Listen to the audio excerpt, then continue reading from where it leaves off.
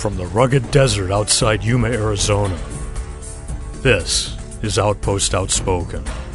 Outpost Outspoken is the official podcast of U.S. Army Yuma Proving Ground, which conducts natural environment testing of military equipment in Arizona, Alaska, and the tropics. Hello, I'm Mark Schauer. Most YPG personnel take intense pride in what they do on behalf of America's soldiers. For Test Vehicle Operator Harvey Quinn, a Desert Storm veteran who served in the Army's 82nd Airborne, the work is even more personal. Had you ever heard of Yuma Proving Ground while you were in uniform still? No, I had not. I had not heard of YPG. As a matter of fact, I only heard of YPG when I got here. I knew of the air station. I had heard of that, off and on but as far as YPG, no, I learned about it when I got here. I actually got hired out here in September of 2005, but I decided I wanted to drive truck over the road. I wanted to give that a try. So I drove truck over the road for 7 months and decided, this is not for me. And with Sue Mitchell calling me at least twice a week, that whole 7 months, trying to get me to come out here. In May, I finally decided to make the move, come out here May 30th, and been out here ever since and loving it. I mean, they must have been interested in you because virtually every vehicle you were on in the regular Army and the National Guard got tested here. Yes. So you were familiar with tanks, you were familiar with Bradleys, you were familiar with M88s. M88s, and then a lot of the wheeled stuff, because when I was a light wheel vehicle mechanic, we had wreckers and we had 2.5 tons. And actually my very first military vehicle I drove was an M51 Jeep. Back in 85, that's what my company commander and first sergeant had. That was their vehicle. And you take that thing screaming down the highway, it's pretty loud, but it was fun to drive.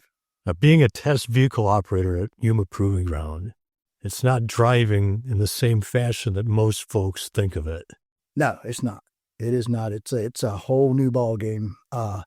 Driving in different courses, doing a lot of the performance and stuff, because we do some stuff that puts you right on the edge, but that's what we're here for. We're here to make sure that the vehicles and the equipment are going to hold up for the soldiers when they get it, because we want to give them the best equipment they can, because they're putting their lives on the line for our freedom. You're taking developmental tests, mind you. You're taking vehicles down unimproved roads, scores and scores of miles of unimproved roads. Yes. You're taking them up potentially 60% slopes. Yep.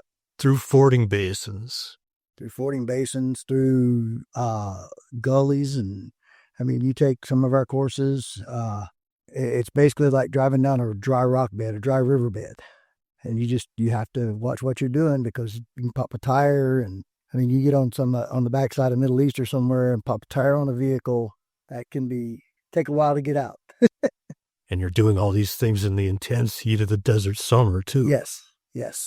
Most of our track vehicles do not have AC, and 113, 14, 15 degrees outside, sitting up on top of a track vehicle, because you're outside of the vehicle. Looking into the sun, and the sun beating down on you can get pretty treacherous. Some of the newer wheeled vehicles are nice. They have AC and stuff, which is really nice, but it's a hot environment. You started at YPG right around the time of the surge in Iraq. Yes. So you were here when, I think it was fiscal year 2011, we had 2.8 million direct labor hours at YPG, which is more than double what the predecessor years had been, most of them. Yes. And more than 1 million of those labor hours were on vehicles specifically. Yes, sir. So you must have racked up quite a few hours in those. Quite a few hours. At one point, we were working 12-hour days a week. Doing stuff like MRAPs? MRAPs and stuff, yes. That was during the MRAP phase. We did the competition part of them, and then we brought them back when the contract was awarded, and tested upgrades, and just to get them to 100% capable for the soldiers to be able to use them, and they be reliable. And you talked about your first vehicle in the National Guard was a Jeep. Yeah. Nowadays, you're seeing stuff like the Joint Light Tactical Vehicle. Yes. The M10 Booker. Yes. A lot of upgrades, a lot of changes, a lot of nice changes, a lot more comfortable rides, a lot quieter, just overall a major change, and a lot safer. The new MRAPs and JLTVs and stuff with the V-hull that that'll take the impact of an IED is just amazing. They saved thousands of lives overseas. Yes. Well, you've been here going on 20 years. It sounds like you must like it a little bit.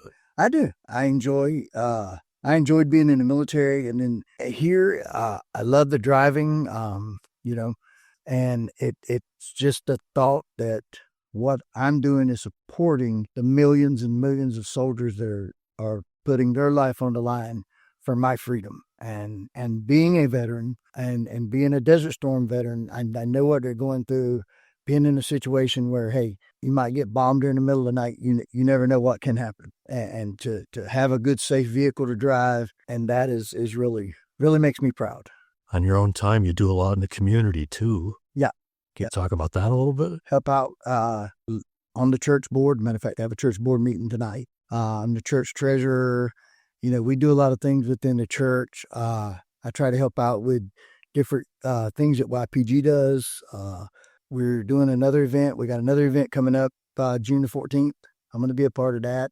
I'm volunteering my time to cook hot dogs so that, we can give out some hot dogs and have some fun. And I enjoy doing stuff like that. I enjoy, especially a lot of the older people at our church. I help out a lot with those people. I love them to death. A lot of the older ladies in our church, I call grandma, because they're like grandmas, because I don't have a grandma anymore. As a matter of fact, I lost my mom when I was 23 at a very young age. So a lot of them have stepped up to be really amazing ladies. Hey, Harvey, I don't want to keep you from your church board meeting. It's really good talking to you today. You're fine. Thank you. It was a pleasure. It's a pleasure talking to you. Welcome to Outpost Outspoken. I'm your host for this segment, Ana Henderson. Today, Steven Tracy joins us on the podcast. He works as a budget analyst for YPG's Garrison Resource Management and was selected as the Garrison Professional of the Quarter and Professional of the Calendar Year of 2024. Welcome, Steven. Good morning. Thank you for having me. Thank you for coming out and joining us here.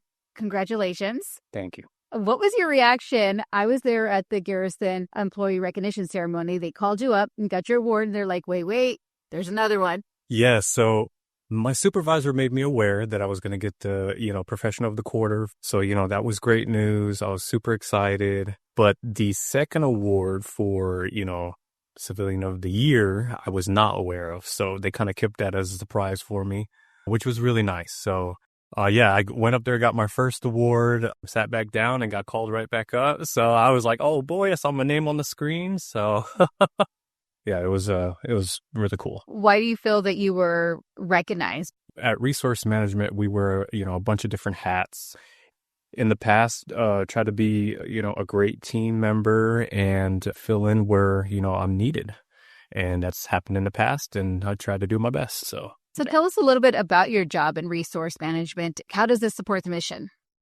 Yes, so that's a great question. So from a macro perspective, I would say that RM would oversee all the resource allocations for all the Garrison activities that support the mission. So this includes budget formulation, this includes internal control and execution, counting policies, funding manpower resources, managing Garrison equipment levels, developing installation support agreements, and then monitoring programs like the government travel card and things like that. So anything that really has to do with appropriated funds, that's what we are. And a very important part of the mission, because if there's no money, nothing happens. Exactly. How did you get into this line of work? I first came down to YPG, I think it was 2018 timeframe. I came down originally as a contractor working for the real property contract for DPW. Did not know a whole lot about YPG and what the mission was down here, but that role, I was a real property lead technician. So it allowed me to really get familiar with the base down here, not just on the cantonments, but also, out in the testing range. So yeah, so that was how I got here to YPG. It was a easy transition for me to come down here because I did have my family down here already in Arizona. So that was nice. But then, my contract ended with the real property. So, I was looking, at jobs here on the installation, and I was fortunate enough to get hired on to the Boyd Directorate. which is the Business Operations Integrated Division for DPW. So that's kind of how I got started in all this. And that role really was a good stepping stone for me to my job now as a budget analyst. And a lot of people might know your father, who recently retired. Yes. Yeah, he worked on the ATEC side. I don't know a whole bunch about what he did, but yeah, he was here before I kind of got down here. So yeah. Is he enjoying retirement? He is very much so. Yep. That's great to hear. Well, thank you so much for coming in here and telling us about how your role supports a mission. And also, thank you for what you do for YPG. Thank you. Thanks. This has been Outpost Outspoken. Thank you again for listening. We'll see you next time from the forefront of Army transformation.